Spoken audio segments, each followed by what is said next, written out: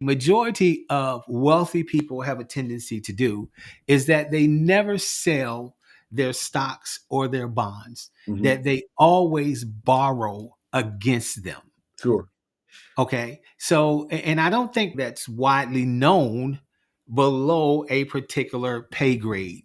So, Right. could you speak to that a little bit Yeah, as far as absolutely. what they Yeah. should do? Should they borrow against it or sell it? My clients, they Mhm. have gone to work to generate income. So they're willing for at some point in time in their life to trade some of their hours for dollars. Right. There's this saying that time is money. I think that's nonsense, right? Because time is a limited resource, right? Money is not. You can get as much money as is out there, but time is limited. We only have a little bit of time. So people that trade their time for money, you literally limit the amount of money that you can make because there are only so many hours in a day. Wealthy people start out by giving up some of their time to generate money.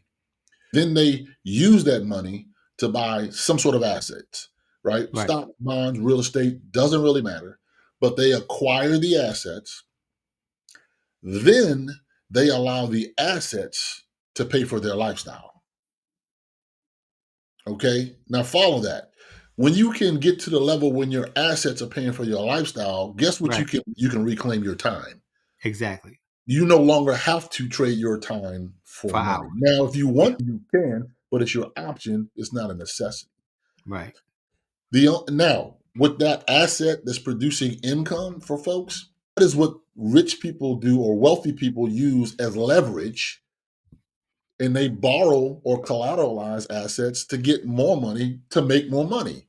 Mm-hmm. The middle, time versus money, and then they take the money to buy stuff that doesn't produce money to impress people that don't like them anyway. It could Yeah. care less, right? Yeah.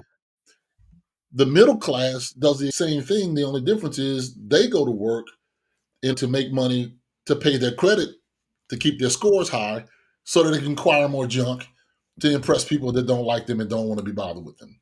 Right. Right. And Right. so that's the divide. And that divide gets wider and wider.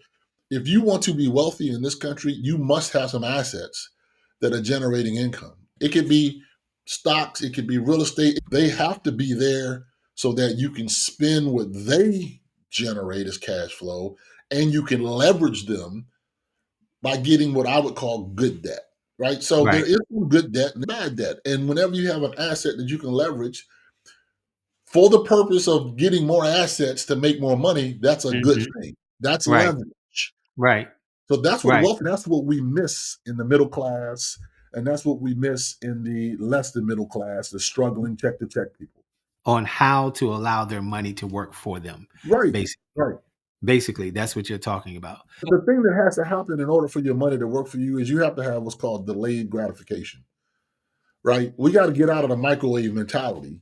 I Mm-hmm. want it right now because I saw it on Instagram or the TV commercial said whatever the TV commercial said. The TV commercial is on TV to separate you from your money.